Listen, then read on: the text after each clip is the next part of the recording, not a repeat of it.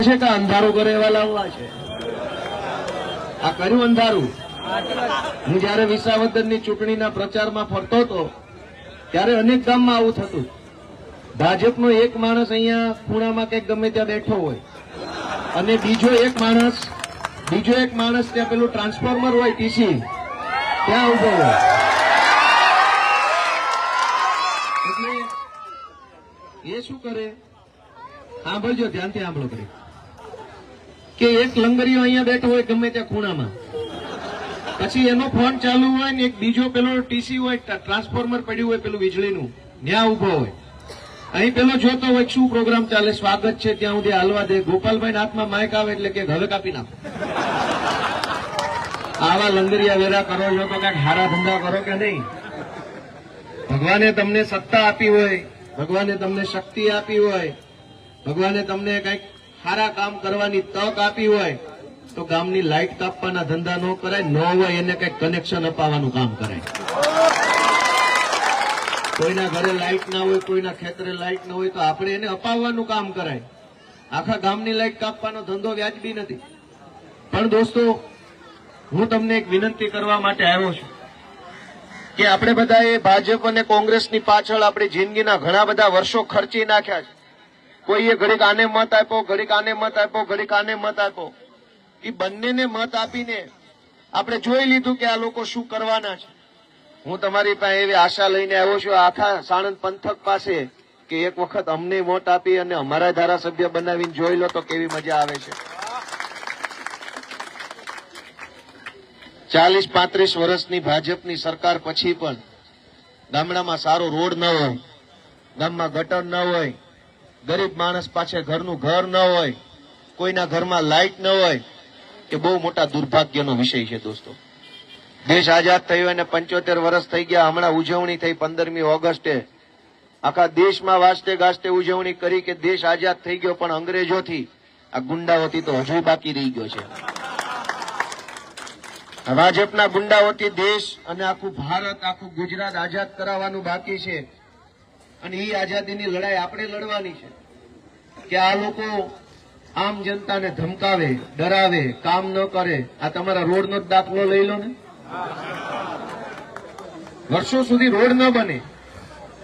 નિકોલમાં વડાપ્રધાન આવે છે તો દિવસ રાત 24 કલાક રોડ બને છે. ચાલુ વરસાદમાં રોડ બને છે. મશીન આવી જાય, ગ્રાન્ટ આવી જાય, સ્ટાફ આવી જાય, બધું જ મળી રહે. વડાપ્રધાન કે મુખ્યમંત્રી આવે તો અહીંયા અમેરિકા જેવી સિસ્ટમ થઈ જાય અને બાકી આપણા માટે કોઈ વ્યવસ્થા આ લોકો કરતા નથી. આટલી હદનો ભેદભાવ જનતા સાથે સરકાર તરફથી, ભાજપ તરફથી થઈ રહ્યો છે. અત્યાર સુધી આપણી પાસે કોઈ વિકલ્પ હતો નહીં કે આપણે શું કરવાનું. કોંગ્રેસને બટન દબાવો તો કોંગ્રેસને ભાજપમાં કઈ લાંબો ફરક રહ્યો નથી. હવે 70-80 જેટલા ધારાસભ્યો તો કોંગ્રેસ વાળા છે, આજે ભાજપમાં મંત્રી બનીને બેઠા છે. તો દોસ્તો, હું તમને એક વિનંતી કરવા માટે આવ્યો છું કે આપણી પાસે તક અને નેતા બંને એક સાથે આવ્યા છે. વિસાવદર વિધાનસભાની ચૂંટણીના પરિણામ પછી ગુજરાતની જનતાને એક નવો વિકલ્પ મળ્યો છે આમ આદમી પાર્ટીના સ્વરૂપમાં. આટલા વર્ષો સુધી આપણી પાસે વિકલ્પ નહોતો એટલે આપણે લાચારીવશ કંઈ પણ કરવું પડતું હતું, પણ હવે આપણી પાસે સારો વિકલ્પ છે. આખા ગુજરાતની અંદર નવયુવાનોની ટીમ છે. તમે બધાને ઓળખો છો. ઈશુદાનભાઈના નેતૃત્વમાં અમારી આમ આદમી પાર્ટી ખૂબ સરસ કામ કરી રહી છે. જનતાના મુદ્દા ઉપર ક્યાંય અવાજ ઉઠાવવાનો હોય, ક્યાંય બોલવાનું હોય, ક્યાંય સંઘર્ષ કરવાનો હોય, જનતા માટે જેલમાં પણ જવું પડે તો પણ અમે બધા ગયેલા છીએ, બધાને ખબર જ છે. અને એટલે હું જનતા પાસે, આમ જનતા પાસે, લોકો પાસે એક એવી આશા લઈને આવ્યો છું કે આવનારી તાલુકા અને જિલ્લા પંચાયતની ચૂંટણીમાં એક વખત ગુજરાતમાં 2022ની ચૂંટણીમાં ચૈતરભાઈ વસાવા વાળી થઈ. એમાંય ભાજપ વાળામાં બહુ જોઈએ એટલો સુધારો ન આવ્યો તો વિસાવદર વાળી થઈ. એમાંય હજુ બરાબર પાટે ચડતા નથી તો આ વખતે હવે હાવણા વાળી આખા ગુજરાતમાં કરી નાખો એટલે જબરજસ્ત પડઘો પડી ગયો. મિત્રો, આજે મને તમને બધાને જણાવતા સારું લાગે છે કે ગુજરાતની રાજનીતિની અંદર હજારો લોકો જોડાવા લાગ્યા છે. ગામના ગામ આમ આદમી પાર્ટીમાં જોડાય છે.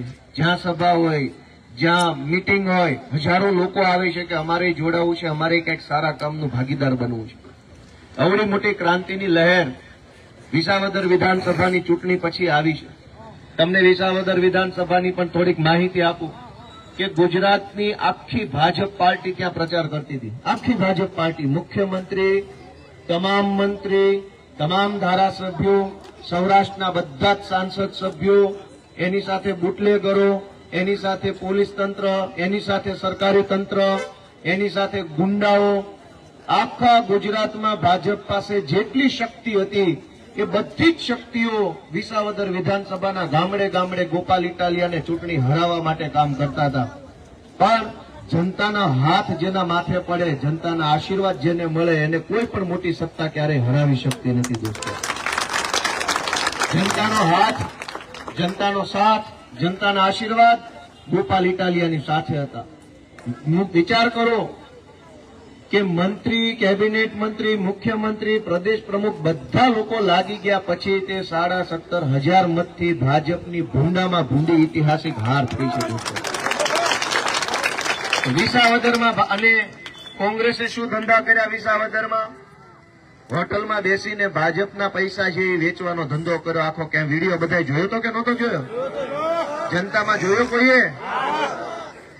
જે ચૂંટણીમાં આખું ગુજરાત એમ ઈચ્છતું હતું કે ભાજપ હારવું જોઈએ ને ગોપાલ જીતવો જોઈએ, ગુજરાતના એક એક ગામડાના અનેક આગેવાનોની લાગણી અંદરથી, ઇવન ભાજપના કેટલાય માણસોના મનમાં એવું હતું કે ગોપાલ આ ચૂંટણી જીતવો જોઈએ. એવી ચૂંટણીમાં કોંગ્રેસ પાર્ટીના નેતાઓ ભાજપની દલાલી કરતા હતા દોસ્તો. જે ચૂંટણી આખું ગુજરાત એમ ઈચ્છતું હતું કે ભાજપનું અભિમાન તોડવું જોઈએ, ગોપાલ ઇટાલિયા જીતવો જોઈએ, એવી ચૂંટણીમાં પણ ભાજપ પાસેથી કરોડો રૂપિયા લઈ અમારે વિસાવદરમાં શાયોના હોટલમાં બેસી અને કેમેરા સામે પૈસા આપતા મેં પોતે પકડ્યા કોંગ્રેસ વાળાને. હવે તો સુધરો કે નહીં? તમે વિચાર કરો કે જે કોંગ્રેસને ભરોસે તમે ભાજપને હરાવવા માટેની વિચાર રાખતા હશો કે કોંગ્રેસના ખિસ્સામાં પૈસા ભાજપના છે, તો કેવી રીતે આપણો અવાજ ઉઠાવશે દોસ્તો? અમે લડીએ છીએ. પેપર લીકની ઘટના હોય કે ગુજરાતમાં ડ્રગ્સનું દૂષણ જે ઘૂસ્યું છે એની ઘટના હોય કે ગુજરાતમાં કાયદો અને વ્યવસ્થાના લીરે લીરા ઉડી ગયા છે એની ઘટના હોય કે ખેડૂતનો મુદ્દો હોય કે મહિલાઓનો હોય કે તૂટેલા રોડનો મુદ્દો હોય કે શહેરોમાં પાણી ભરાઈ જવાનો મુદ્દો હોય, તમામ મુદ્દા ઉપર આમ આદમી પાર્ટી પૂરી તાકાતથી, દમખમથી હંમેશા તમે લડતા જોતા હશો. અમે કોઈ પણ પ્રકારની બાંધછોડ નથી કરતા. અમે કોઈ પણ પ્રકારની ભાજપ વાળે ગોઠવણ નથી કરતા. અમે તો એક જ ગોઠવણ કરી છે, ભાજપ વાળાને કાઢો અને જનતાને સરકારમાં લઈ આવો. અમારી એક જ ગોઠવણ છે. અને એટલે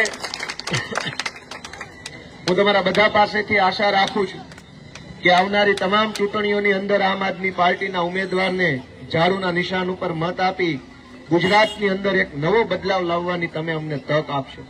તમે મને જોઈ રહ્યા છો કે હું લગાતાર વિધાનસભામાં જઈ અને જનતાના અલગ અલગ મુદ્દાઓ ઉપર વાત રાખી રહ્યો છું. ક્યારેક ખેડૂતનો મુદ્દો, ક્યારેક શહેરોનો મુદ્દો, ક્યારેક મજૂરી કરતા માણસોનો મુદ્દો, ક્યારેક માલધારીઓનો મુદ્દો, ક્યારેક અલગ અનેક મુદ્દા ઉપર જ્યારથી મને ધારાસભ્ય તરીકે કામ કરવાની તક મળી છે ત્યારથી હું લોકોના મુદ્દા ઉપર સતત અવાજ ઉઠાવી રહ્યો છું. અને હું અવાજ ઉઠાવું છું એ ભાજપને ગમતું નથી, ભાજપથી જોવાતું નથી, ભાજપ વાળાથી સહન નથી થતું કે આ ગોપાલ ઇટાલિયો ગરીબ ઘરનો છોકરો કેવી રીતે ધારાસભ્ય બની ગયો, કેવી રીતે વિધાનસભા સુધી આવી ગયો. દોસ્તો, જનતાએ જેને આશીર્વાદ આપે છે એના માટે સત્તાના દરવાજા ખુલી જતા હોય છે. હું તમને એક ઘટના યાદ કરાવીશ કે 2017માં ગુજરાતની વિધાનસભાએ મારી ઉપર પ્રતિબંધ મૂક્યો.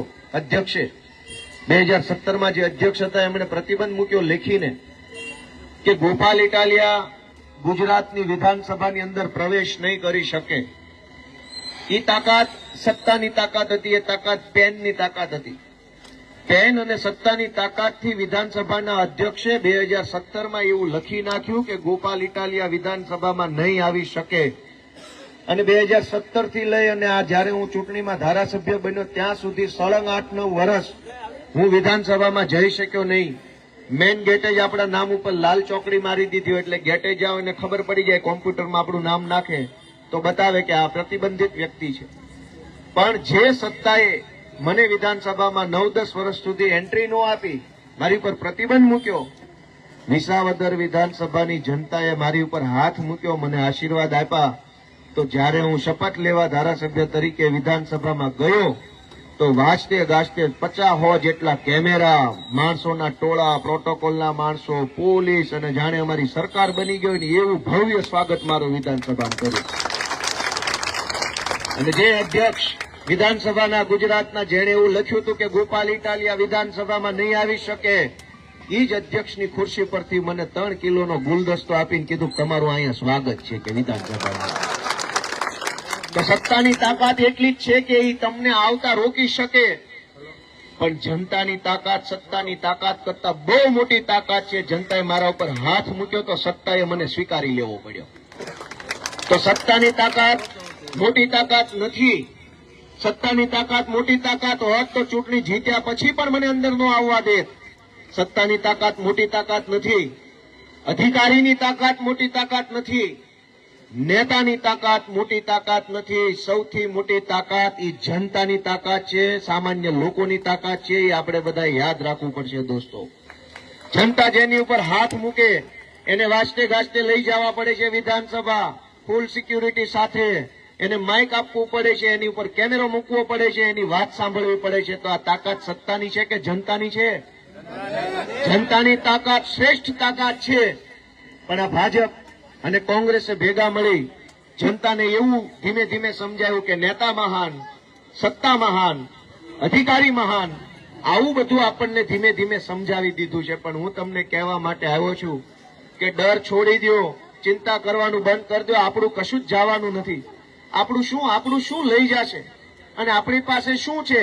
આપણી પાસે ડર છે, આપણી પાસે લાચારી છે, આપણી પાસે ગરીબી છે. ભાજપની હામાં પડશે ને તો આપણી ગરીબી જશે, આપણો ડર જશે, આપણી લાચારી જશે ને આપણી તાકાત બહાર આવશે દોસ્તો. આપણી પાસે ગુમાવવા જેવું કંઈ છે જ નહીં.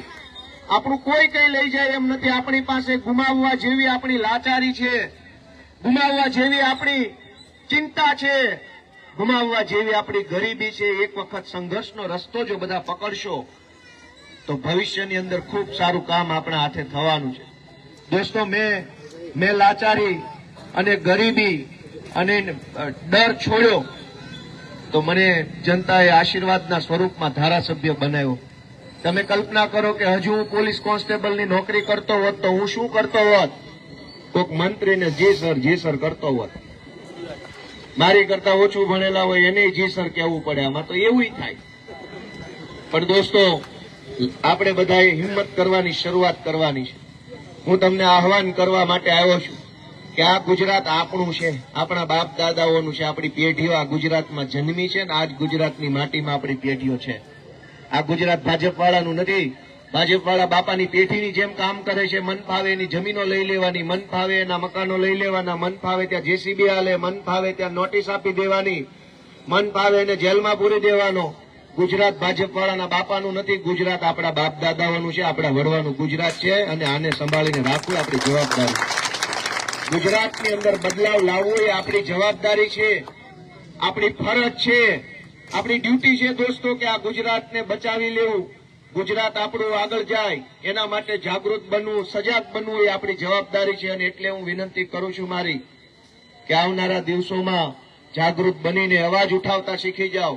આખા ગુજરાતમાં લોકો અત્યારે અવાજ ઉઠાવે છે. ભાજપનો નેતા આવે તો તરત કેમેરો કાઢીને પ્રશ્ન પૂછી લે છે, ભાઈ શું છે રોડ રસ્તાનું? જોવો છો ને તમે જરાક હિંમત કરતા થાવ, ડરો નહીં, સહન કરી લેશો.